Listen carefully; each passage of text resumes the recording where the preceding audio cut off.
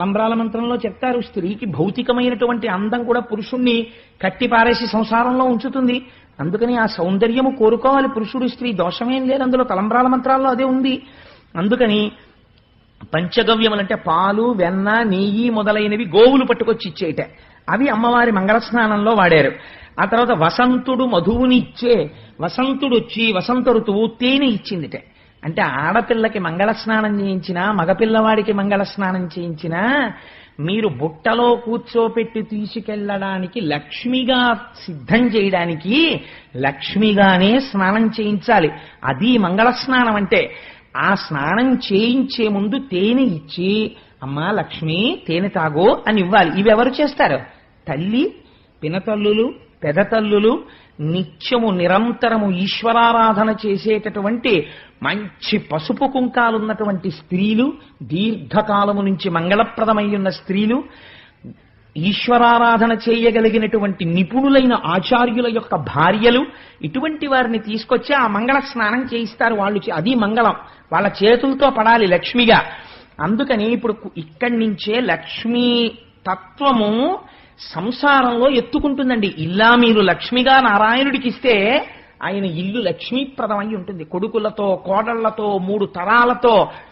ఆయన నాకేమీ లేదండి, ఆవిడ వచ్చిన వేళ విశేషం నా జీవితం మారిపోయిందంటాడు ఒక్కొక్క ఆయన. ఎలా మారిపోతుందండి?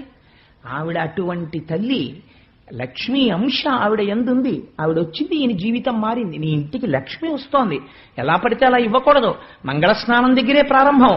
అందుచేత చక్కగా ఈ పంచగవ్యములను అలది తేనె పట్టి, ఆ తరువాత మునులు కల్పంబు చెప్పి బయట స్నానం జరుగుతుంటే అక్కడ చక్కగా వచ్చినటువంటి బ్రాహ్మణులు కూర్చుని చక్కటి స్వస్తి మంత్రాలు చదువుతుంటారు.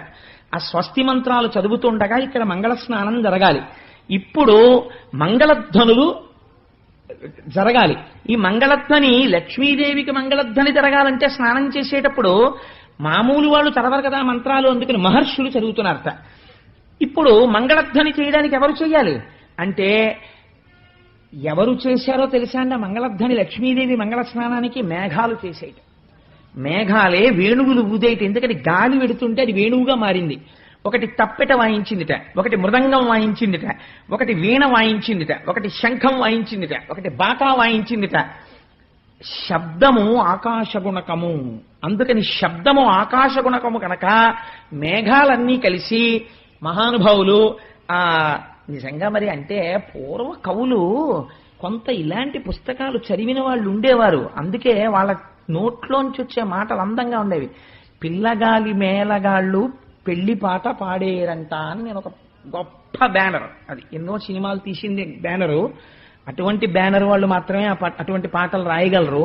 అందుకని పిల్లగాలి మేళగాళ్ళు పెళ్లి పాట పాడేరంట అని నేను అక్కడ ఒక పాటలో విన్నాను. సరే, అందుకని ఆ మేఘములు ఆ మంగళధ్వని చేసి, అంటే ఒక్కొక్కటి అది సినిమా పాట అని మీరు అనుకోకండి. ఒక్కొక్క పాట వింటే హృదయం కదులుతుంది నిజంగా. అబ్బాయి ఎంత గొప్ప మాట ఇది, సమస్త వేదముల యొక్క సారము పిండేడే ఇందులో అనిపిస్తుంది. అది సినిమాలో పాట అవ్వచ్చు, బురదలో పుడితే తామర పువ్వును అంగీకరించట్లేదా?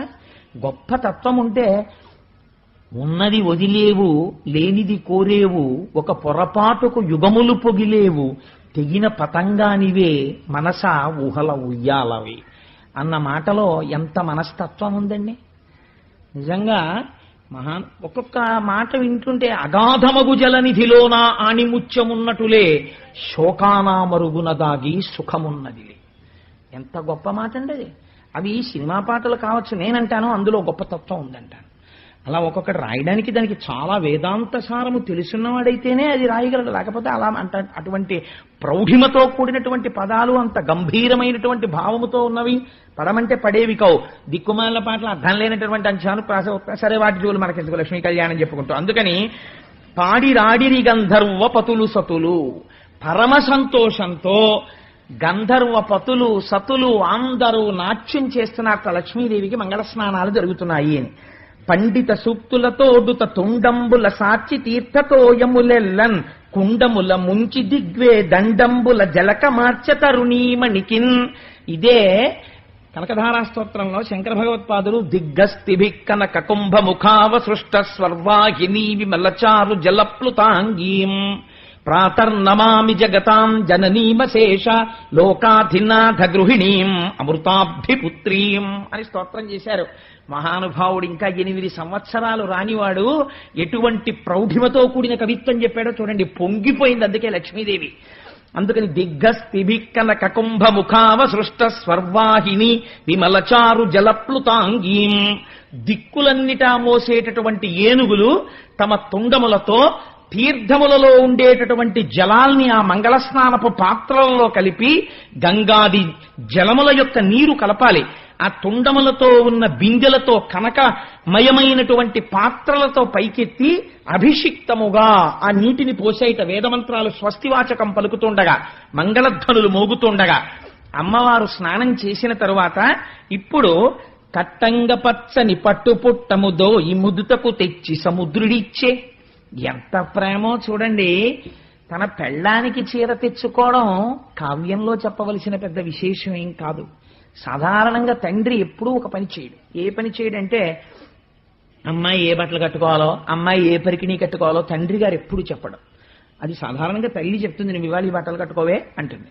కానీట పెళ్లి కూతుర్ని చేస్తున్నప్పుడు తండ్రి సంతోషం ఎంత గొప్పగా ఉంటుందంటేట, మా అమ్మాయి లక్ష్మీ స్వరూప, నేను కన్యాదానం చేస్తున్నాను, నారాయణుడి కాళ్ళు కడిగని పొంగిపోయి ఆ పట్టు చీరలన్నీ ఆ మూతలు తీసి అక్కడ పెడితే తండ్రి స్వయంగా వెళ్లి చూసుకుని నీకేం తెలుసు నా కూతురికి ఎంత బాగుంటుందో ఇది అని తను సెలెక్ట్ చేస్తాట. తను నిర్ణయం చేసి అమ్మా ఈ పట్టుబట్ట కట్టుకోమ్మా అని తండ్రి అంటే ఆ ఆడపిల్ల మనస్సు ఎలా ఉంటుందంటే, పిచ్చి నాన్నగారు, మా నాన్నగారికి ఎంత పిచ్చి ప్రేమో అని ఆ చీర కట్టుకు పొంగిపోతుందట. తండ్రి పట్టుకెళ్ళి ఇస్తాడు, చీర కట్టుకోమ్మా అని ఆ చీర తండ్రి ఇస్తాడు. తండ్రి ప్రేమ నేను తల్లి ప్రేమని తక్కువ చేయట్లేదు, కానీ అంటే తల్లి తండ్రి ఇద్దరు సమానం కదండి. అందుకని ఆ రోజున మాత్రం చీర తాను నిర్ణయం చేశాట సముద్రుడు. కట్టంగ పచ్చని పట్టుపుట్టముదో ఈ ముదితకు తెచ్చి సముద్రుడిచ్చే. ఎప్పుడైనా సరే అమ్మవారికి ఇచ్చేటప్పుడు వస్త్రద్వయం సమర్పయామి, ఒక వస్త్రం ఇవ్వకూడదు. వస్త్రం మీద వస్త్రం పెట్టి, కంచుకమంటే రవికెల బట్టో ఏదో ఒకటి పెట్టి కలిపి ఇవ్వాలి. పెద్దలకి భోజనం పెట్టినప్పుడు ఒక విస్తరి వేయకూడదు, శాస్త్రంలో నిషిద్ధం. ఒక అరిటాకు వేస్తే తుంపి మళ్ళీ అరిటాకు ముక్కన్నా వేయాలి, కనీసం 2 వేయాలి. ఇచ్చేటప్పుడు వస్త్రద్వయం సమర్పయామి అనాలి, అని వస్త్రద్వయం ఇవ్వాలి. లేదా కనీసం ఒక దూదిపోగు దగ్గర పెట్టుకుని వస్త్రం మీద దూది పోగు పెట్టి ఇవ్వాలి. అందుచేత కట్టంగ పచ్చని పట్టుపుట్టముదో ఈ ముదితకు తెచ్చి సముద్రుడిచ్చే. వస్త్రద్వయాన్ని తెచ్చి సముద్రుడు లక్ష్మీదేవికి ఇచ్చాడు. మత్తాళినిక రంబు మధువాన మోగిన వైజయంతి మాలవరునుడిచ్చే. ప్రతి ఇంట్లో కూడా ఒక గమ్మత్తు ఉంటుంది. ప్రతి ఇంటికి ఒక యజమాని ఉంటాడు. ఆ యజమానికి చాలా దగ్గర స్నేహితుడు ఒకడు ఉంటాడు. ఆ స్నేహితుడు ఎటువంటి వాడై ఉంటాడో తెలుసా అండి? ఆయన్ని సుహృత్ అని పిలిచింది శాస్త్రం. సుహృత్ అంటే ఆయన బిడ్డని తన బిడ్డగా భావిస్తాడు. ఆ హృదయం పెంచుకోవాలి సుహృత్ కావాలంటే.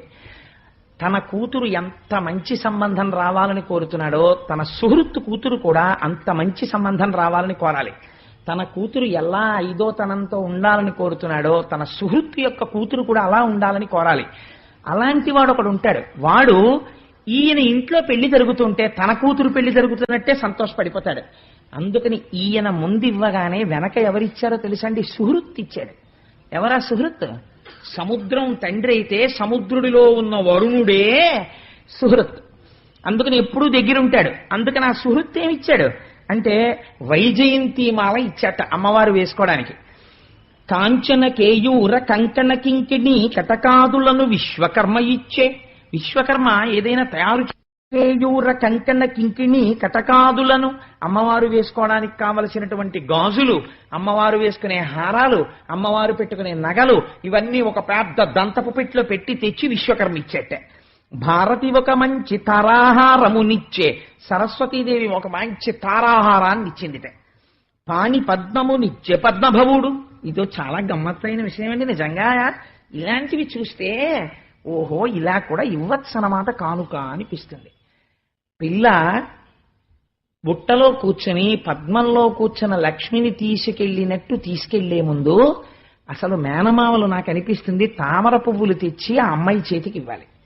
అమ్మా నిన్ను లక్ష్మిగా చూసి నీ తల్లి తోడబుట్టిన వాళ్ళగా నిన్నెప్పుడూ మేన